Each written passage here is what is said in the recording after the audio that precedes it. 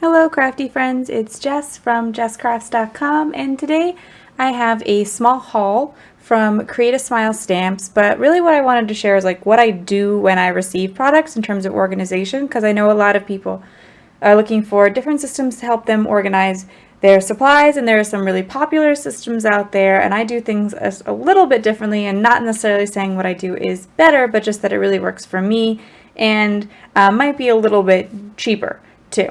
So some of this you probably noticed just from watching my videos, but I'm just going to be a little bit more explicit. So I picked up a couple stamp sets from Create a Smile. They are one of my favorite companies. I think they make really cute little critters. And so their new stamp set, which is called Glowing Seaside, has a couple of different adorable critters, and then the boat and the lighthouse as well.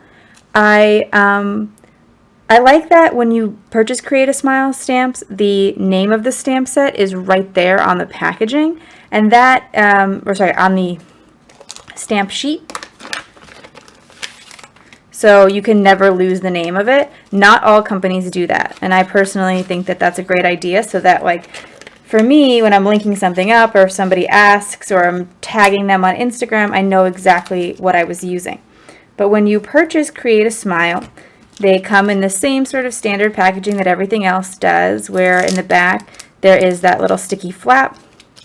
And when it's packaged up, Christine or whoever's helping her, they tie it all together with a little piece of twine and include always a little thank you. Sometimes it's their chipboard, I believe it is. It looks like wood veneer, but it's actually chipboard. Or sometimes it's their enamel. And I think that their enamel is really cute. I own quite a bit of it. And so they just give you a little thank you package. And that's always nice to receive. So I have a couple of enamel shapes to use with it. And this time it actually happens to coordinate with the twine. So I'm sure I'll actually use those on a project. But when I receive a stamp set, I take it out of its original packaging because I find that a little bit frustrating to work with. They tend to rip after a short time, and so what I came up with as a relatively cheap solution is these plastic bags. I purchased mine on Amazon. They're 5x8, and these ones are 4mm, which makes them a little bit thicker. And so I try to always link these in the video description of all my videos because it's what I use. These I think are meant for like medical dispensing. Not really sure what their purpose was, but I find 5x8 zip top bags are perfect for your average stamp set. There are a lot of different a lot of different size of bags available. And for smaller stamp sets, I have other sized bags. So for instance, there's a slightly smaller size bag here that fits the really small Lawn Fawn stamps. It's quite a bit of extra space, but I don't mind. I'd rather just get one size that fits a few than to try to buy a special size for everything, because I find this to be a little bit more cost effective. So this fits the medium-sized Lawn Fawn, the small-sized Lawn Fawn. I'm just using those as a reference because I think most people are familiar with them. They're a pretty popular company. But here's also the smaller size of the Create a Smile for Newton's Nook. You can fit the regular 4x6 stamp sets here, and their smaller 3x4s go in here. However, the new 4x4 size wouldn't fit. You'd need this because it's 5 inches wide. So I get the new stamp set and I place it in this zip top bag. The reason I prefer the zip top bag over the Ellen Hudson stamp pockets or the Avery Elle stamp pockets or the Simon Says stamp pocket. I mean, everyone has stamp pockets now. The reason I prefer this is because it's tall enough that you can keep the backing sheet, and then I can see at a glance who made the stamp. I know a lot of people make labels, but to me, that's actually extra expense and time. I have a label maker, so it's not that much extra expense, but the time is a big factor for me too. And also, I just like to see it at a glance. Like, I can just put all of them together in my drawers and I see at a glance who makes it. And yeah, I don't know. It's just a personal preference. I've never liked having to get rid of my backers. And sometimes even like I bought in some stamps secondhand, and they don't come with the backer sheets, but your dies usually have a backer sheet in the packaging. And so, like for my lawn fawn, if I bought it secondhand, it didn't come with the backing. I've taken one of the backings out of the die sets and put it in here just because I like the look. I like just seeing it. So that's just a personal preference. I like the zip top bag because then it's fully protected, sealed completely at the top, nothing's going to fall out.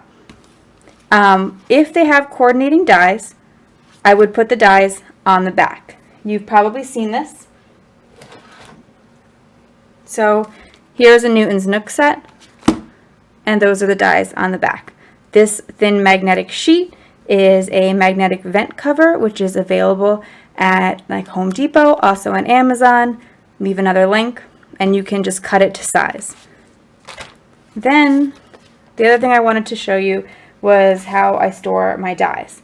I have IKEA Alex drawers. I have the thin ones, but I also have one of the thicker ones. In one of the drawers on the thin one, I keep these magnetic sheets. These were originally designed to go in the art bin magnetic storage die holder. It's like a plastic box with a handle on it. But these are nice, thick, sturdy sheets. As you can see, I hold it in one hand, doesn't flop too much, even under the weight of the dies. But I think that you could use the magnetic vent covers. However, they're a lot more floppy. And I can kind of show you that comparison here. So these are much thinner. They flop around really easily. These not so much. The die pops off before it really can flip. And so I personally prefer the little bit thicker, but cost-effective wise, you could definitely go with the thinner dies, or sorry, the thinner magnet sheets. I've also heard of people finding magnet sheets on eBay, where like there's something printed on the back, like old calendars or something, and that sounds like a great cost-effective solution as well. So I try to like group companies. So like all the stamps, sorry, all the dies that I own from Create a Smile, I'll put on the same magnetic sheets. And then when I fill up a magnetic sheet, get another one, and that generally tends to serve for me as an organization system of what company they are. So it's like when I find this birthday die, I'm not going to wonder who it's from because I'll see it in context of all the other Create a Smile dies. However, I know some people prefer to organize by theme, like put all their birthday stuff together. That's just never worked for me because when I think of something, like I think of snowflakes, for instance, I think, oh, I have that Create a Smile snowflake, and I have that Newton's Nook snowflake, and I just think by company, probably a little bit because of the way that I participate on design teams. But that works for me. I would suggest sorting them by however you think. So I have this new Create a Smile die, which I'm really excited about, but I haven't used yet. As you can see, it's just out of the packaging. And it creates a tag that will have a fold-over pocket. But it comes with all of these awesome accessories. I'm a huge fan of this. I think it's so smart and a great idea for consumers because if you're going to, like, there's going to be a certain amount of monetary investment in this tag. And by taking advantage of those inside shapes to give you more, it winds up usually to be a better deal. And so I like when companies think about things like that. Like Newton's Nook, this particular die works with this stamp set and 2 others. And it's relatively small. So, you know, when they do cost-effective things like that, or this one, they threw in the smile, even though it doesn't cut anything from the stamp set. But when you're producing dies, it tends to be cost-effective to put some things on the inside, just like with a stamp set. If you can fill in the little areas of the stamp set with an extra sentiment or a heart, it's not going to cost more to manufacture, but it gives your consumer a little bit more for their money. So when I get a new die, I have wire cutters. I found these in our home toolbox and stole them and keep them in my craft room. And if you ever need them for something else, then, anybody else in the house, husband, whoever, can come to your craft room and find them because you're honestly going to use them more than you probably are anywhere else in the house, unless, of course, they have that as a profession or something. So I like to go right to the edge of where this I don't know, like what you call tines that are in between them. I don't know if there's a word for that, but like basically those little pieces of metal that hold the die together. I like to come right up close to them and clip them. I know they say you can just, bend things back and forth and take them apart that way, and you can if you have nothing else. However, that is going to cause those sharp edges that'll create indents in your paper. So I definitely recommend a wire cutter. I know they sell something specifically called die snips, but I bet that it's more expensive, and you might already have this in your house. So before you go buy special die snips, maybe just take a gander in the toolbox and see what you can swipe and see if they ever even miss it, anybody else who's using it. So if you cut those off, you might still see that there's just a little bit of the metal still sticking out.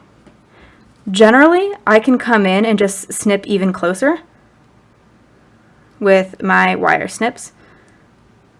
And I think that because these are meant for, I just feel like they're probably a little better quality than the die snips you might be buying specifically for dies, and so they might last a little longer too, because I feel like these are really durable. I have cut off pretty big pieces of the metal with them and never had a problem. And so you're going to have those little metal pieces left at the edge of the die, and these are going to be the ones that are really important to get off and get off nice and clean, because when you die cut, those could press into your paper, and since this is the shape, the inside here, you're going to want to make sure that there's not those little imperfections, or at least if you're like me and a perfectionist, you're not going to want them. So it's especially important that you clip as close as you can, but the other thing that I find helpful is to kind of pull down as you clip. And the reason that you want to pull down is because then the little bit of sharp edge that might be left is going to be bent such that it's coming up off the die and not pressing into your paper. So you want to pull the little piece of metal away from the paper, or away from where you would put the paper, because obviously there's not paper in it yet. But pull that little metal bit away from where the paper would be pressed into, so that if anything is sticking up, it's not going to be pressing into the paper, it's going to be pressing up into your plastic plate, your Sizzix plate instead, okay? There are, again, files that you can use to kind of file off the edges, and they're kind of frustrating to use in my experience and not super effective. I found that generally just pulling away and snipping off has been enough for me. So I just figured, in case anybody had any trouble with those things, if you might know what I'm saying when I say like little indents in the paper. And if you know what I'm saying, you've been equally frustrated about it as I have, and you might find that tip helpful. So now there is a little bit left, and I might even try to go in and clip it more, but that little bit that's left is pointing upwards, and I'm going to find that to be a little bit more helpful. Now I probably have to rearrange things to try to fit this whole die on here, and I'm going to have a lot of little shapes coming out from it. This looks like an excellent die set because there's a lot of fun accessories that you can use to decorate the tag when you're done, including this stitched little circle border here that will fit excellent along the edge of the pocket, and then these little reinforcers that can reinforce the hole as you put some twine through it, like maybe the twine that you received as part of your package. And so I hope those tips are helpful to you. I like to organize by manufacturer because that's what works for me, but my biggest tips would be like how to separate these effectively. And just the suggestion of maybe if stamp pockets don't quite seem your thing, or you find them a little expensive, to try the zip top bags instead, as I found them to be more effective. And just to take another look at there's a lot more offered with the new Create a Smile release. One of the most exciting things were these pirate koala bears, and my sister actually ordered this stamp set. I don't have it because I felt like, I don't know, I'll probably only use it a few times, and maybe she could stamp off a few for me. But they also have this really cool treasure chest die, and so I definitely encourage you to check it out. I'm not sure if their sale is over yet, but they were having a sale recently as well. And this stamp set was on clearance too. So there was a couple bucks off that. And so I hope those tips were helpful. If they were, please give this video a thumbs up. If you're interested in more crafting tutorials, you can be sure to subscribe to my channel. I do have a few other organization videos on my channel if you find that helpful, and you can check those out in the video description, as well as some of the products mentioned here or my social media links. Thanks for taking the time to watch my videos and leave some comments. I truly appreciate it. Bye.